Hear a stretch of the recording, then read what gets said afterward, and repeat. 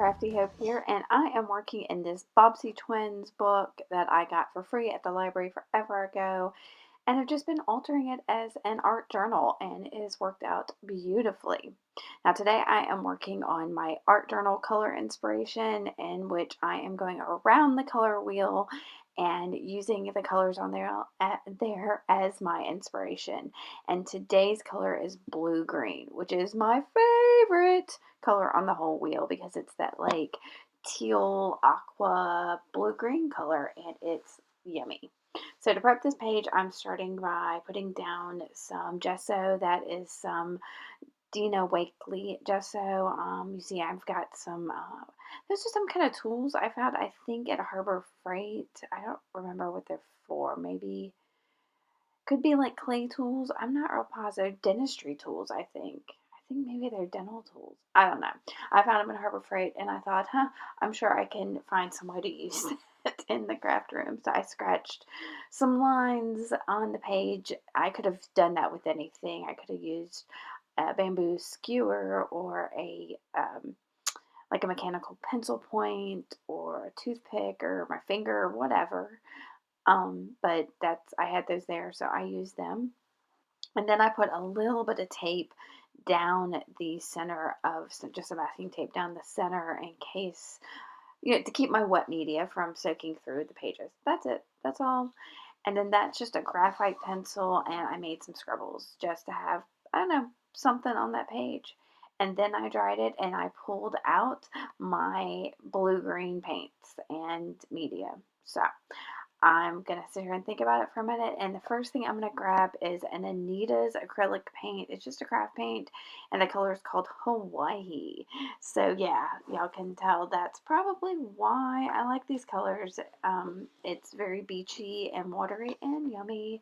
And the beach is my favorite place. Or just being by the water, by my pool, by the bay. Just being by water is my probably favorite thing. So these colors, this blue-green shade is really reminiscent of that, and that's a lot of why I think I dig this color.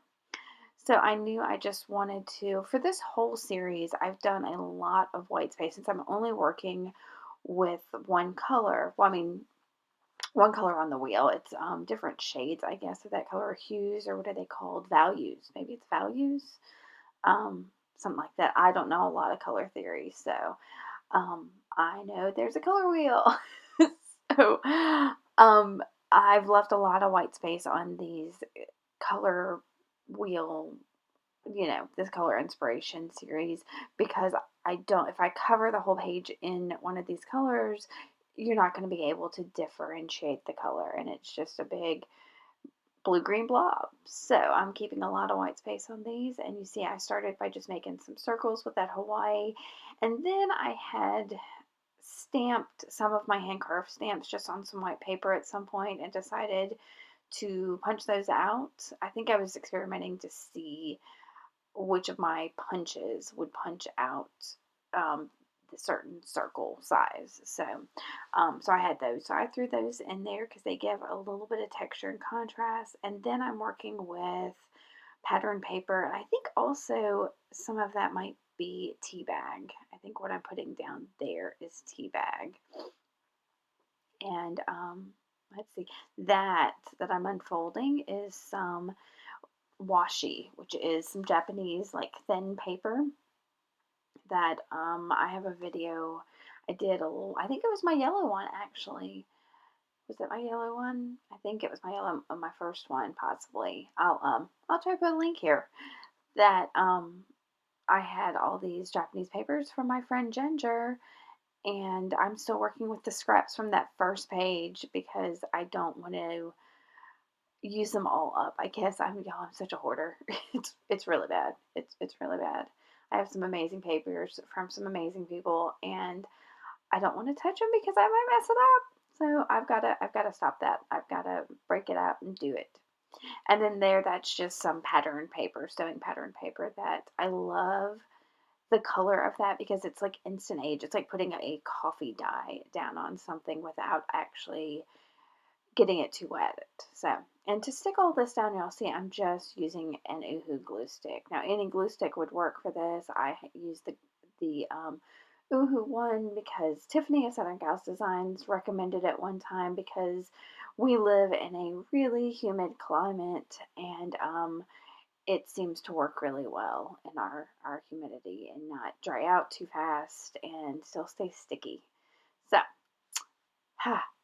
there, I've gotten those pieces down, and then I've pulled out, y'all, look at this brittle paper, and it's got this, I don't know, can you imagine what color that paper was when it first came out? I have no idea. That paper's probably 100 years old, and it's got that yellow brown yumminess, and it's absolutely brittle, and I love it. So it's one of those things that I use sparingly. I've got a whole book that's that paper, but I'm yeah, look at me, I'm using these little tiny snippets and pieces, and but that's kind of my style, so I'm working with it.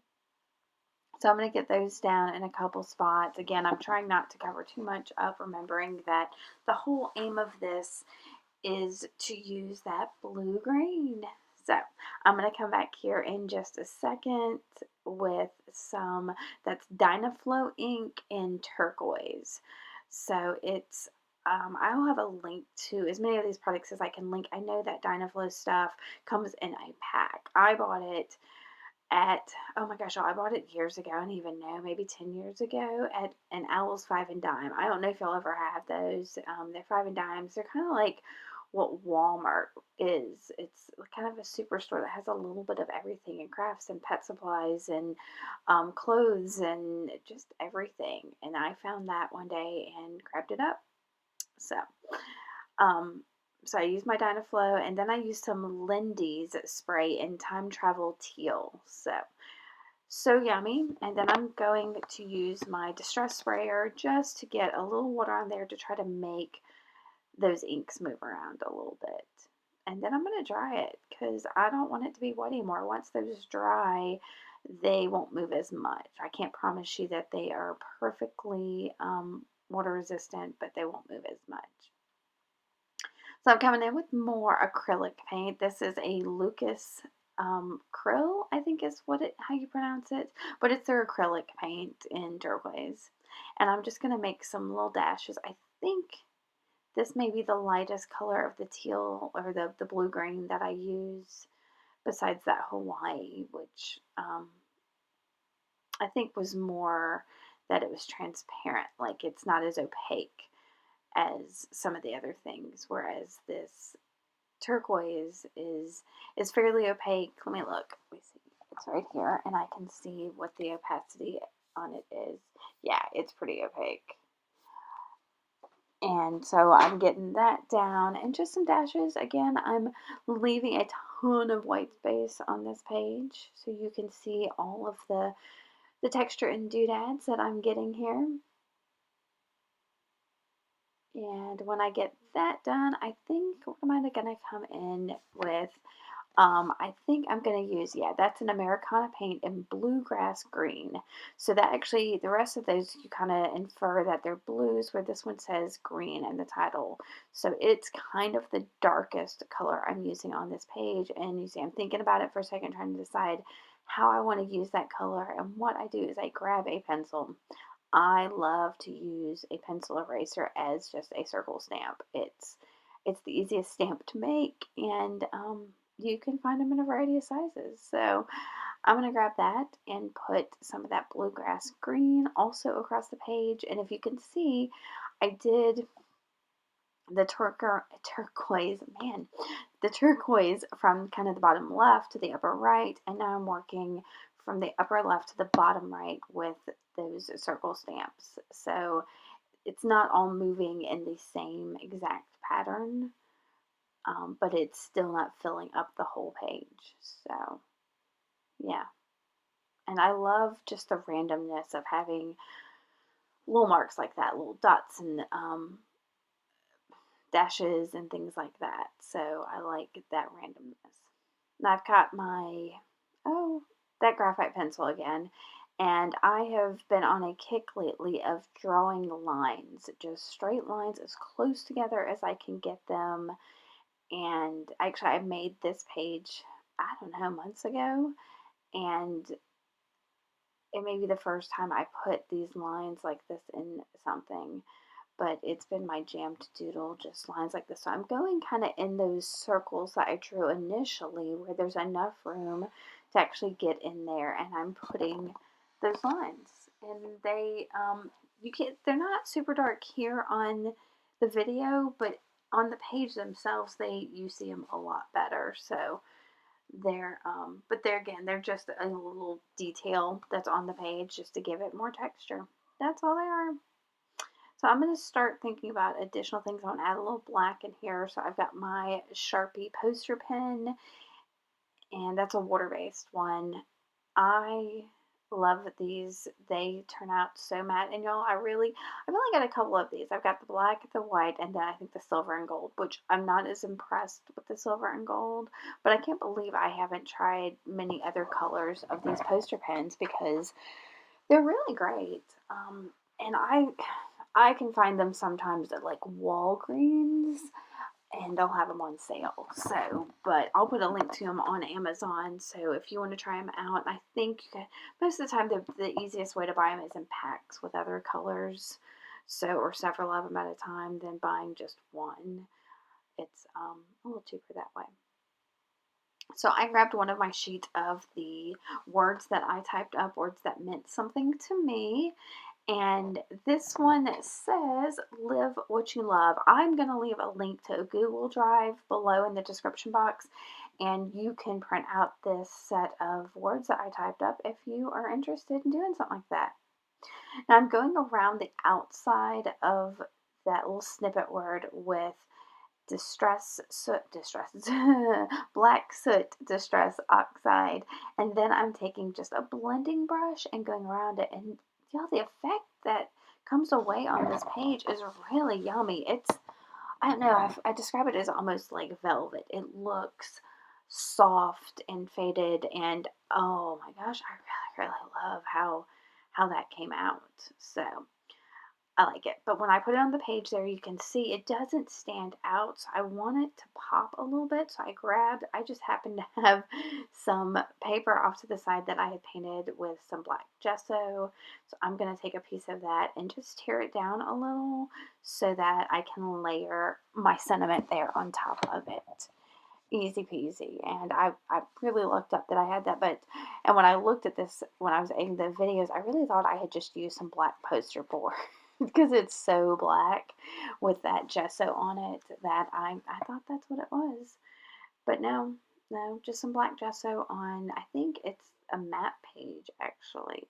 It was just I don't know, some paper. I was experimenting, I think, with one of Amy Bishop's um, techniques from her channel. So I'll try to leave a link to Amy Bishop's site, and you can see some of her stuff. I think in my last video I mentioned Amy and all the stuff she does. So yeah, so that's why I had that sitting around. And so I glued that down, and I decided that that black felt so stark on that left page, and I really like the symmetry of having things being fair and even. So I tore another little snippet of that black gesso paper and was just going to stick it there, but it felt like it needed something.